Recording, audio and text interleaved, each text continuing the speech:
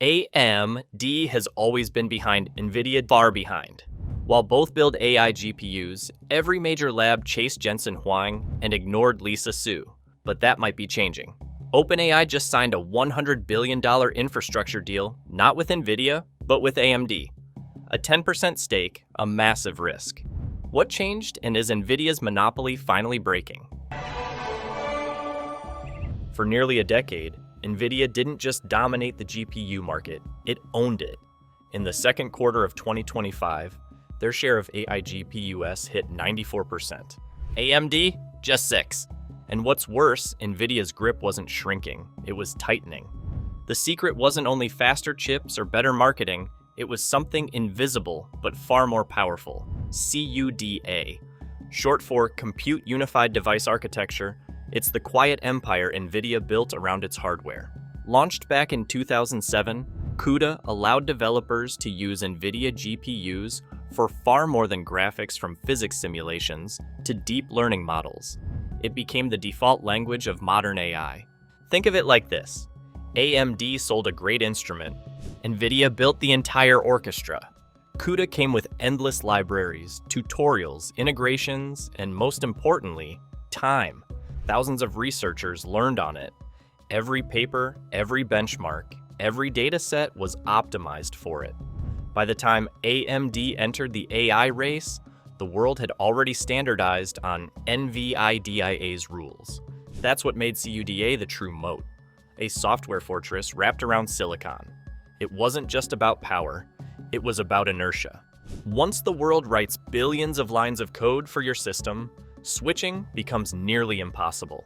It's the same reason companies still run on Windows decades after better systems appeared.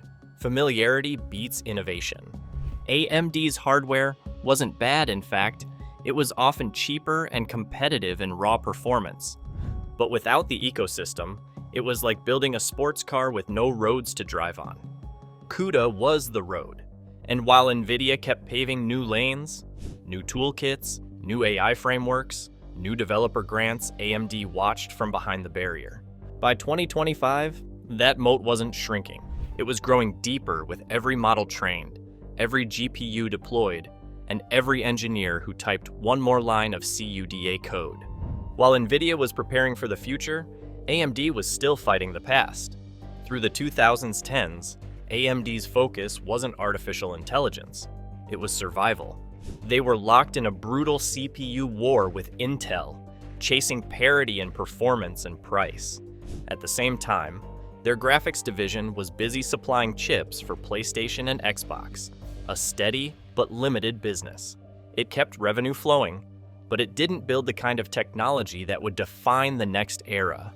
Nvidia, meanwhile, was already building it. In 2016, Nvidia released a quiet but prophetic document, their annual shareholder report. Buried in the middle was a sentence that would change everything. Deep learning breakthroughs have sparked the AI revolution. Progress is exponential. Adoption is exponential. The impact to the tech industry and society will also be exponential. That was years before ChatGPT, before Claude, before AI became a buzzword. But Nvidia had already staked its future on it. They began releasing GPUs built specifically for machine learning, starting with the Tesla P100 using the new Pascal architecture. Every generation after that, Volta, Turing, Ampere, moved closer to one goal: accelerating intelligence. While Nvidia was laying bricks for the AI revolution, AMD was still competing on traditional fronts. Their Ryzen CPUs and Radeon GPUs were strong, even celebrated, but they weren't designed for neural networks or distributed training clusters. AMD's engineers were optimizing for gaming and graphics, not for data centers filled with scientists training trillion-parameter models. For a while, the strategy seemed fine. Between 2020 and 2021, AMD's revenue nearly doubled, hitting $23 billion. Profits peaked at $3.7 billion, their best year in history. But then, the climb stopped. By 2022, profits dropped to $1.2 billion, and by 2023, they were down to $600 million. The CPU wars were won, but the AI war had already begun, and AMD wasn't on the battlefield yet. By 2024, AMD finally stopped watching from the sidelines. They unveiled the MI300 series, their first real line of GPUs built for artificial intelligence, not adapted to it.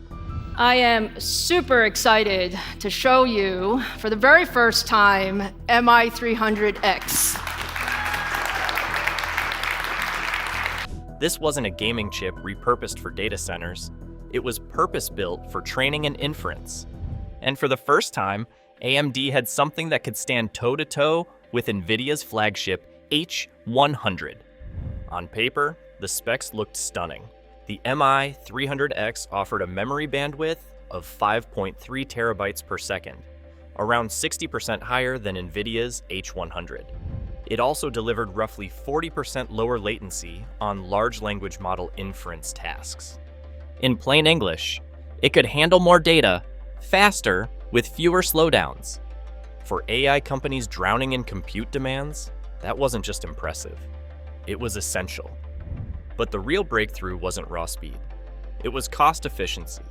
AMD's engineers had optimized the chip for high-volume processing, the kind of workloads that run non-stop in global data centers. In smaller inference jobs, Nvidia still had the edge. But when you scaled up, when you were processing millions of queries every minute, AMD's math started to win. If you process 1 million AI prompts per hour, AMD's MI300X could save 10 to 15% in compute cost while maintaining equal output. At the hyperscale level, companies like OpenAI, Anthropic, or Meta, that's tens of millions saved per quarter. AMD had finally found leverage, not by out-hyping Nvidia, but by out-optimizing them where it mattered most. Large-scale inference. It was about powering the digital backbone of the AI economy. And for the first time in years, Lisa Su's team could point to something undeniable: performance parity and a path toward profitability. For all its technical brilliance, AMD's comeback had one fatal flaw. It relied on parts they didn't control.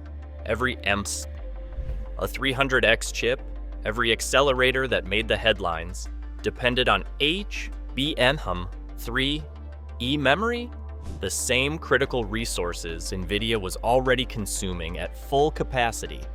In the semiconductor world, performance isn't just designed, it's allocated. And Nvidia had locked down the pipeline.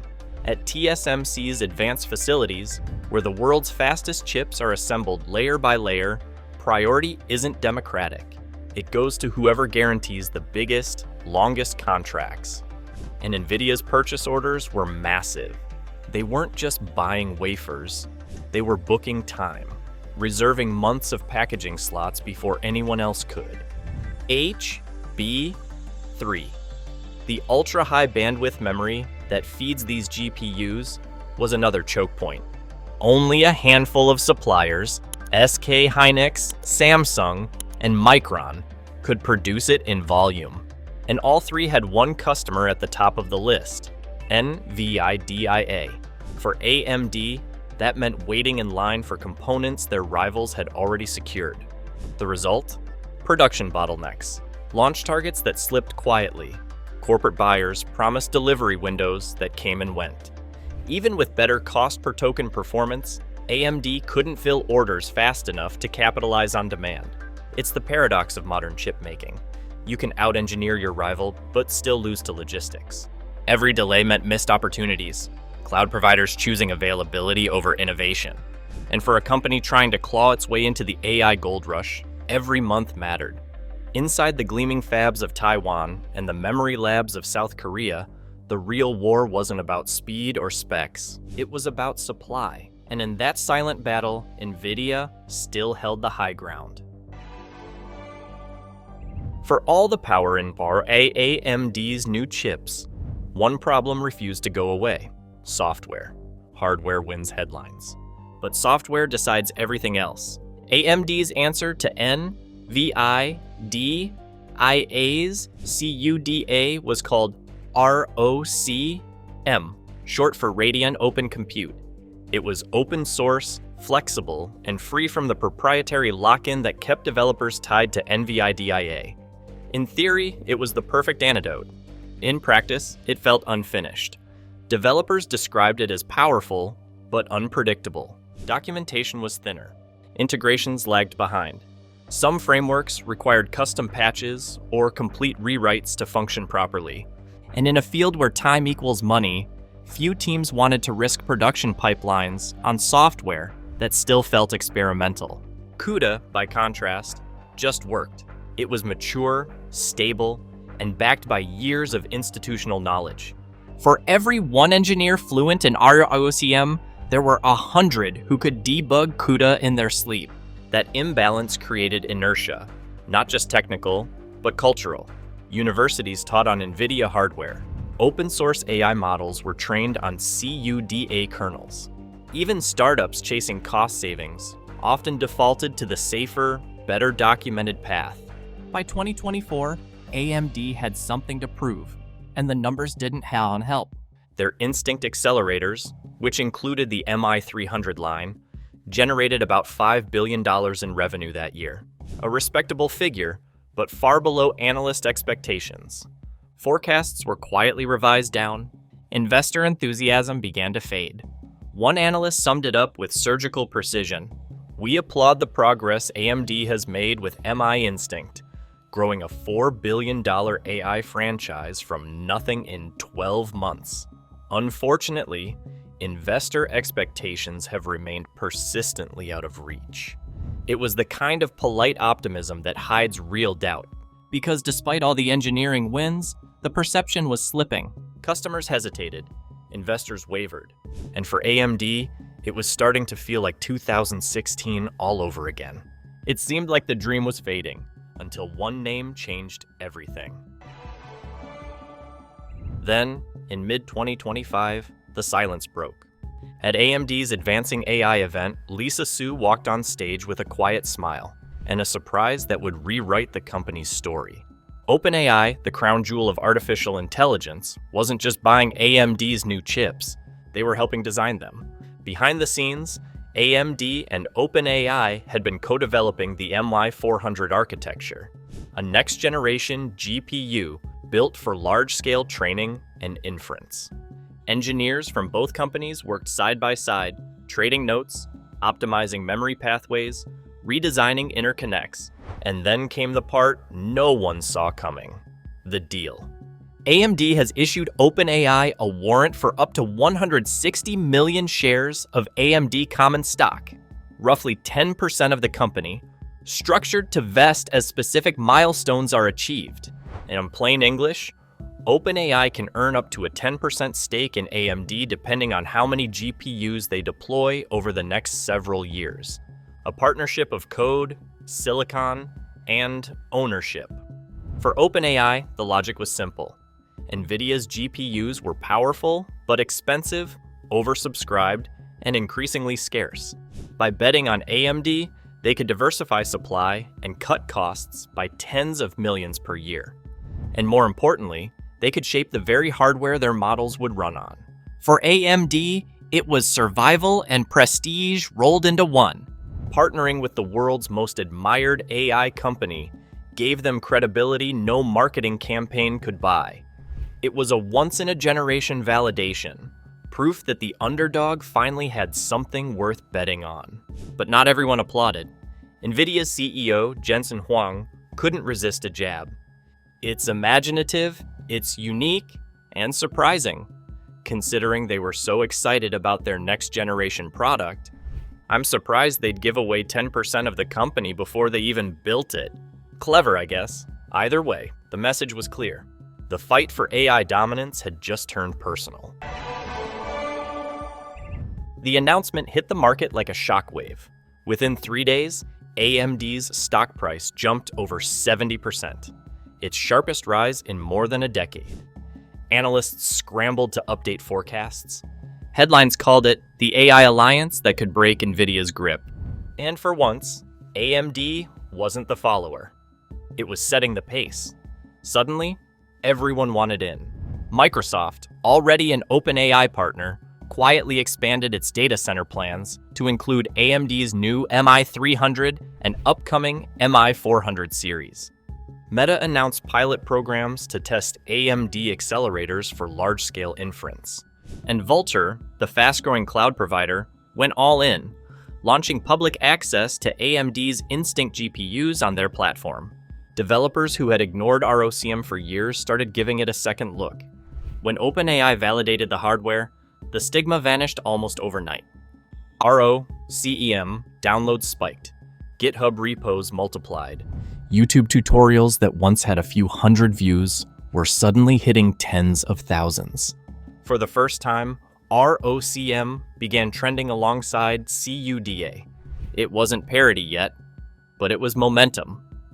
Meanwhile, Nvidia was facing its own quiet crisis. Demand for Cherry 100 and H200 GPUs was still sky high, but supply shortages were creating long wait lists. Prices ballooned. Corporate clients began asking uncomfortable questions. Are we too dependent on one supplier? For the first time, fear of missing out, FOMO, was working against Nvidia. But behind the euphoria, there was a catch. If OpenAI reached its deployment milestones, it could own nearly 10% of AMD. That meant dilution for shareholders and a new kind of dependence, one built on a single customer's loyalty. AMD had broken out of Nvidia's shadow, but now it risked falling into another. As the markets cheered, one question lingered. Was this the start of a new era, or just the calm before another storm? The dust hasn't settled. The world's biggest AI labs are still placing their bets, and AMD's story could go one of two ways. In the bull scenario, everything goes right. The upcoming MI450 ships on time. The partnership with OpenAI deepens, unlocking billions in recurring revenue. The long-awaited ROCm 7 release reaches feature parity with CUDA, making it easier than ever for developers to switch. expands its CoWoS packaging capacity, easing the supply crunch that once held AMD back. By 2028, AMD captures nearly a quarter of the AI GPU market, not by outspending Nvidia, but by finally matching them. Performance for performance, feature for feature. A true duopoly emerges. For the first time in history, the future of AI isn't tied to one company, it's shared. But then there's the bear scenario, the one investors whisper about behind closed doors. HBM shortages return. The MI450 slips a quarter, then another. ROCm adoption stalls as developers drift back to what they know. Nvidia unveils its next-generation H2000 series, doubling efficiency and reclaiming dominance before AMD can stabilize. The hype fades, the stock slides, and the cycle repeats. In the semiconductor world, it only takes one missed generation to lose billions, and maybe the war entirely, because hardware isn't just a race of innovation, it's a race of endurance. Whether AMD's gamble becomes a renaissance or a regret will depend on more than silicon. It will depend on timing, execution, and belief. Nvidia built an empire on monopoly. AMD is trying to build one on hope. And maybe that's what makes this moment so defining. Innovation needs competition, but revolution demands survival.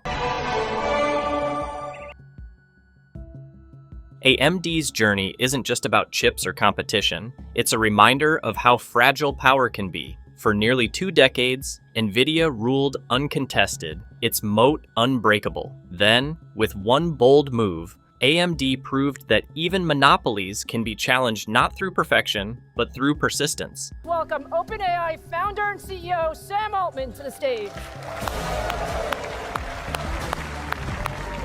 The 10% bet wasn't just a business deal, it was a statement. That courage still matters in an industry run by caution, that sometimes, risking everything is the only way to stay alive. Whether AMD's gamble rewrites the future or becomes another footnote, it already changed the story. Because in the end, innovation doesn't just need brilliance, it needs pressure. But not every company betting on AI survives the gamble. Some are already pulling back. And in our next episode, we'll uncover why.